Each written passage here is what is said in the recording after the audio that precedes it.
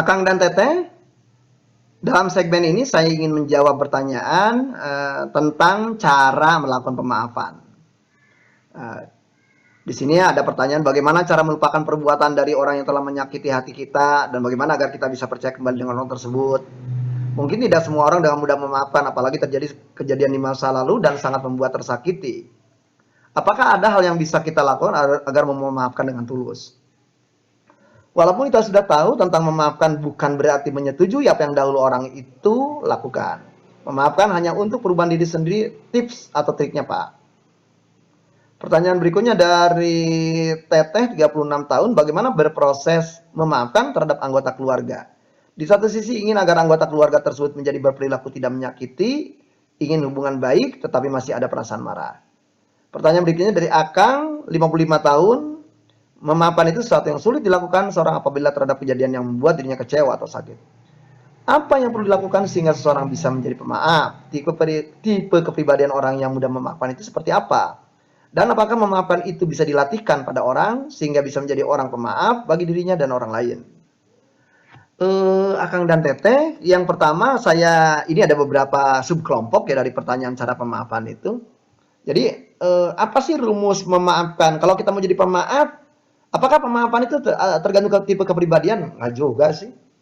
Jadi kalau misalnya saya menggunakan bagi teman-teman psikolog yang ada di dalam grup ini atau Anda sarjana psikologi di grup ini, tentunya Anda pernah mempelajari misalnya Eysenck, Anda mempelajari misalnya Big Five Personality, Anda belajar berbagai macam tipe kepribadian. Ya.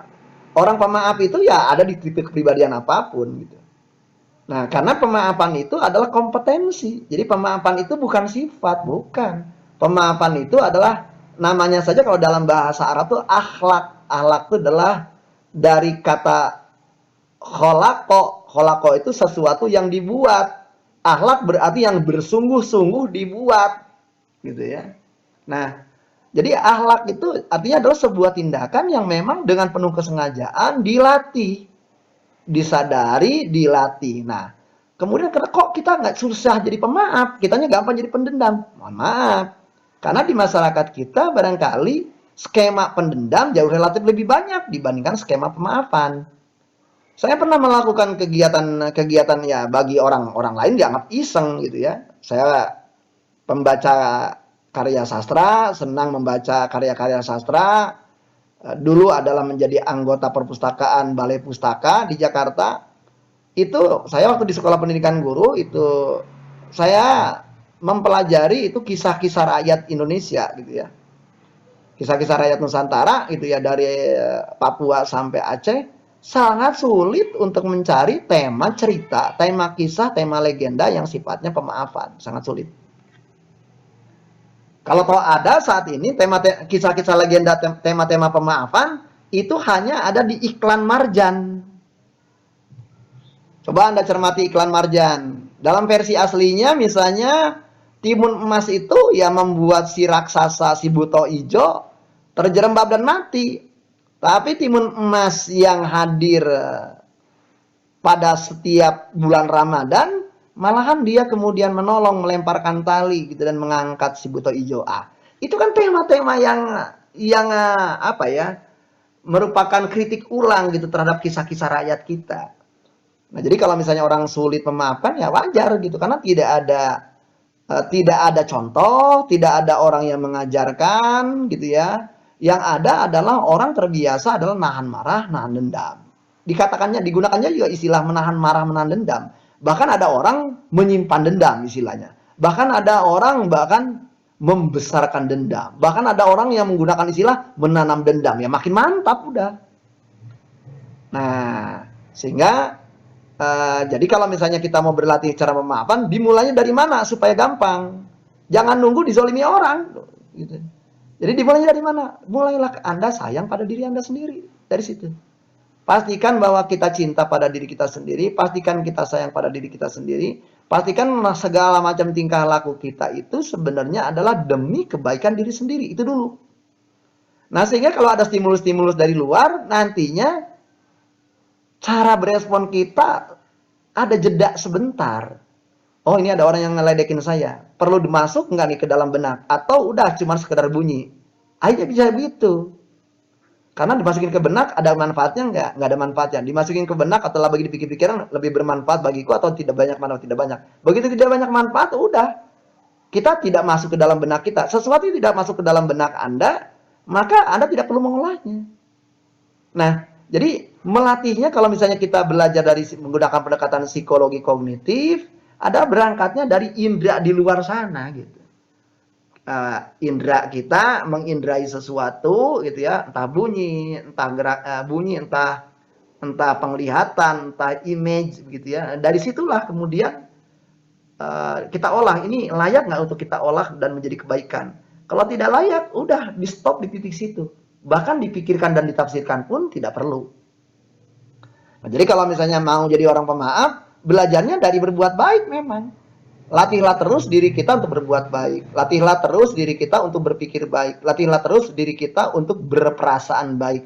Latihlah terus diri kita untuk berelasi baik. Latihlah selalu diri kita untuk berucap baik. Latihlah selalu diri kita untuk berekspresi baik. Dan latihlah selalu diri kita untuk melakukan tindakan-tindakan baik. Nah, kalau misalnya kita udah terbiasa dengan seperti itu, maka ada stimulus-stimulus penggoda dari orang-orang yang toksik, kita tidak akan terjerembab ke dalam kelaku mereka. Nah, sayangnya kan semua orang-orang baik ini justru menjadi terjerembab. Nah, karena terjerembab, jadinya ada perasaan marah, kecewa, dan dendam. Nah, jadi, itu yang pertama. Yang kedua, udah terlanjur Kang Asep, saya udah terlanjur sakit hati, saya udah terlanjur marah, saya udah terlanjur kecewa, saya udah terlanjur dendam, habis baru ikutan apa namanya tentang psikologi pemaafannya juga sekarang. Itu pun karena Bu Yulia godain kita. Coba kalau misalnya Bu Yulianya nggak godain kita, jadi kita juga nggak tahu. Nah, Robert Enright, seorang psikolog pendidikan dari Wisconsin University, dia mengatakan dalam bukunya, jadi ada 4 tahapan dalam pemaafan. Jadi tahapan ada 4 tahapan. Yang pertama ini adalah namanya uncovering. Nah, tuh. Tahapan pertama uncovering, tahapan yang kedua ya, tahapan yang kedua kemudian kita memahami bahwa ada sesuatu yang memang terjadi pada diri kita, kemudian kita mau melakukan decision, jadi tahap kedua itu decision, mengambil keputusan untuk melakukan pemaafan. Tahapan yang ketiga adalah work, melakukan pekerjaan pemaafan itu sendiri. Tahapan yang keempat adalah saya mendapatkan sesuatu yang meaningful gitu ya dari kegiatan pemaafan. Nah, sekarang kita mulai tahapan uncovering. Apa tahapan uncovering itu? Namanya saja uncovering. Ada kata cover di un kan gitu ya. Kalau dalam bahasa Inggris kalau ada kata un itu kan sebenarnya melakukan tindakan yang berlawanan daripada yang di-un-kan itu. Kata cover dalam bahasa Inggris adalah artinya nutup, penutup. Uncover berarti membuka penutup. Emang di dalam tema pemaafan apa sih yang ditutup? Ada. Banyak orang-orang yang cuma bercerita tetapi dia tidak jujur terhadap apa perasaan yang dialaminya, apa perasaan sesungguhnya yang dihayatinya. Misalnya marah, misalnya kecewa, misalnya dendam, dia jujur dulu tuh. Ada emosi-emosi apa saja yang selama ini tertutup. Yang ditampilkan ya cuman ngomel, yang ditampilkan cuman ngeluh, yang ditampilkan adalah cuman kisah-kisah getir saja. Tetapi perasaan-perasaan terdalam, feeling of the feeling, wah itu kalau menggunakan term Virginia Satir, yang perkuliahan daringnya sedang dilakukan setiap hari Senin. Ya. Nah, kalau kita cermati ya, itu yang namanya jujur, mau nggak kita membuka cover yang tercovery itu atau yang tertutupi itu adalah emosi-emosi yang tidak nyaman, pikiran-pikiran yang tidak nyaman. Emang kenapa Kang Asik terdibuka? Ya harus jujur dulu. Karena kalau dibuka gampang lepasnya. Akang dan Teteh bagi orang-orang yang melakukan pemaafan itu adalah seperti orang yang sudah saking nempelnya gitu ya dengan sebuah benda sehingga benda itu susah dilepas gitu. Nah, berarti uncovering itu ya melepas benda tadi yang udah kadung nempel tadi. Tentu bagi sejumlah orang sulit, bagi sejumlah orang tidak mudah. Caranya gimana Kang Asep? Karena ada yang bertanya gitu ya. Gampang caranya, malah saya udah kasih caranya itu di dalam Anda bisa cari tautan Google Drive-nya di Telegram Group Sehat Mental You. Nanti linknya saya kasih tahu setelah kegiatan ini. Nah, jadi yang pertama uncovering. Nah, uncovering itu berarti adalah jujur. Nah, kalau misalnya saja Akang dan Teteh ini psikolog-psikolog yang sudah belajar tentang terapi gestal, maka berarti ya gunakan ragam teknik terapi gestal itu supaya dia jujur terhadap apa yang dipikirkannya, jujur terhadap apa yang dirasakannya, jujur terhadap apa yang sebenarnya dibutuhkannya pada sebuah konteks. Nah, sehingga tema-tema unfinished business itu adalah bisa lepas, bisa keluar. Bagi Akang dan Teteh yang biasa nulis surat di zaman dulu, kalau usianya 40 tahun ke atas kan kita masih pernah punya pengalaman mengirim surat lewat kantor pos. Nah, itu bisa Anda membuat sebuah surat kepada si penzolim. Nah, ini terapi nih ya. Waduh, gila juga nih Pak Asep. Nah, tapi surat itu ya jangan dikasih ke dia. Nah, Anda membuat sebuah surat yang ditujukan kepada si penzolim, dan di dalam surat Anda harus terungkap aspek berikut. Yang pertama, apa yang dilakukan orang bersangkutan. Faktual, itu harus faktual, jadi bukan lebayisasi. Yang kedua, apa yang Anda pikirkan saat Anda ngalami itu. Yang ketiga, apa saja perasaan yang Anda alami. Yang keempat, apa saja yang sebenarnya Anda butuhkan pada saat Anda ngalami itu. Nah, tulis dulu. Nah, itu namanya tekniknya adalah journaling kalau seperti itu.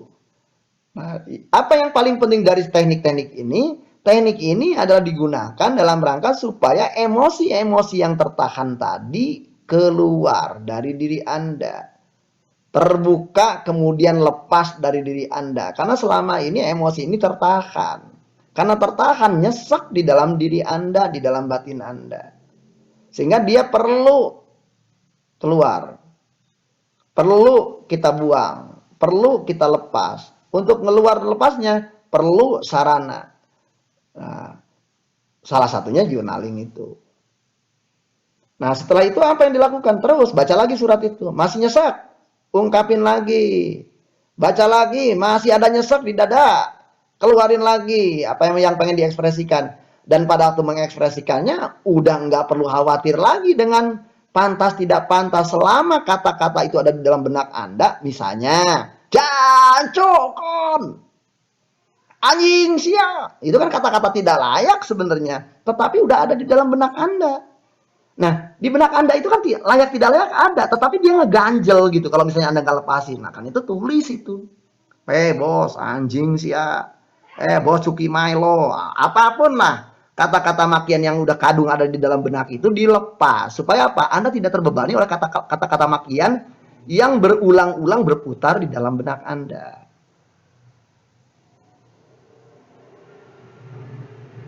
Nah, itu uncovering. Nah, kalau sudah seperti itu, oh ternyata kan Anda mulai menyadari nih, wah banyak betul ya, ternyata nih emosi-emosi sampah yang ku simpan cukup lama. Nah, setelah itu Anda mulai berpikir-pikir gitu kan, ini masuk tahap decision ini. Apakah kalau ada beberapa pertanyaan sederhana yang perlu Anda tanyakan kepada diri Anda. Pertanyaannya gini, pertanyaan pertama, apakah kalau Anda melakukan kegiatan pemaafan, itu akan baik bagi diri Anda nggak? Yang kedua, apakah kalau Anda melakukan pemaafan, itu baik bagi relasi Anda dengan diri Anda sendiri dan relasi Anda dengan pasangan, relasi Anda dengan keluarga, dan relasi Anda dengan semua orang? Yang ketiga, apakah dengan memaafkan reaksi-reaksi fisiologis, reaksi-reaksi fisik, nyesek, tegang otot, sakit kepala, itu justru akan berkurang dan bahkan menghilang kalau Anda melakukan. Yang berikutnya, apakah kalau Anda melakukan pemaafan, itu justru akan meningkatkan martabat diri Anda, akan meningkatkan kenyamanan Anda, akan meningkatkan kedamaian Anda.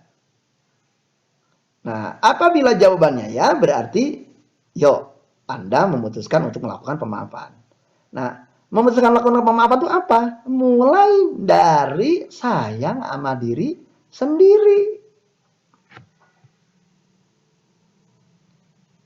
Mulai tuh sampah-sampah di dalam diri dibuangin, kemarahan-kemarahan pada diri dibuangin, kekecewaan-kekecewaan pada diri dibuang, kekesalan-kekesalan dibuang, sehingga diri Anda mengalir jernih.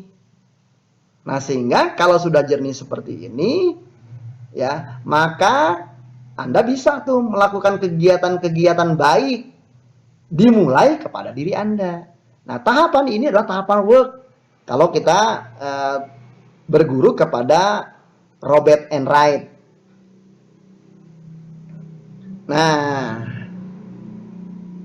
berikutnya ketika tahapan ini dilakukan, tahapan work dilakukan, dan mulai sayang sama diri sendiri, mulai sayang kepada diri Anda, mulai sayang kepada pikiran Anda, mulai sayang kepada perasaan Anda, mulai sayang kepada tindakan Anda. Maka kemudian berikutnya apa? Berikutnya adalah menemukan makna terdalam dari peristiwa itu kepada Anda. Nah, sehingga pertanyaan simpelnya adalah begini. Kalau Anda Muslim, kalau Anda agama apapun, saya yakin bahwa di dalam agama apapun, bahwa semua peristiwa dalam kehidupan kita adalah terjadi karena izin Tuhan.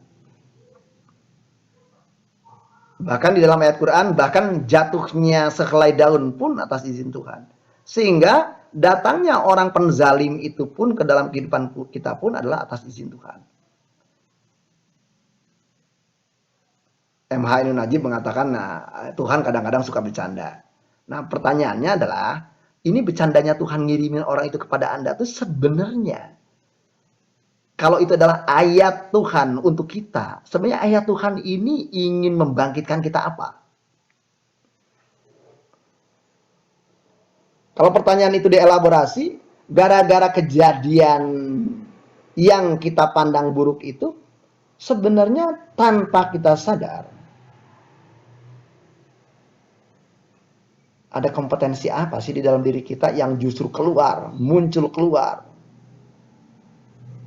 Ya. Pengetahuan apa yang jadi kita miliki gara-gara kita ngalamin itu. Keterampilan apa yang kita jadi miliki gara-gara ada kejadian itu. Kemahiran apa yang kita miliki gara-gara kejadian itu. Nah, kemudian kita mulai itu jujur sama diri kita sendiri. Oh, gara-gara aku dimarahin bokap, aku akhirnya jadi lebih kreatif. Aku lebih tahu persis gimana cari uang. Aku tahu persis bagaimana mencari cara-cara yang efektif dan efisien. Akhirnya kita mau menuliskan hal-hal seperti itu. Dan setelah itu kita mulai menimbang-nimbang, kita mulai belajar adil. Dan mengajukan pertanyaan seperti ini kepada diri kita.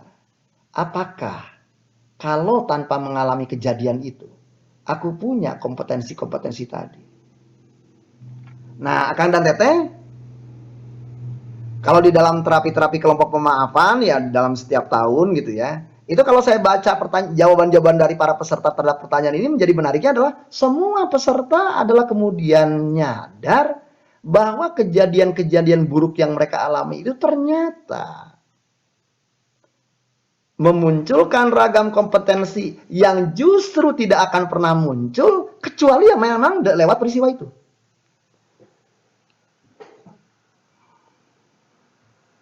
Nah, sehingga dengan demikian ada sebuah kesadaran bahwa ujung-ujungnya berterima kasih kan kita. Ya Allah, aku berterima kasih melalui peristiwa ini aku belajar A, belajar B, belajar C, belajar D. Ya Allah, maafkan aku karena selama ini aku berprasangka buruk kepadamu. Karena aku hanya memikirkan bahwa hal yang buruk terjadi padaku, yang buruk terjadi padaku. Tetapi setelah aku adil pada diriku, aku mau melihat, aku membuat jarak dengan diriku sendiri. Kejadian-kejadian itu ternyata banyak mengajarkanku banyak hal yang tidak akan kuterima kalau aku tidak mengalami peristiwa itu. Nah, tahapan ini adalah tahapan deepening kalau menggunakan pendekatannya Enright. Jadi orang akhirnya mendapatkan sebuah kebijakan dari hasil dia refleksi atas kegiatan pemaafan yang dilakukan. Demikian Akang dan Teteh untuk menjawab pertanyaan tentang cara pemaafan.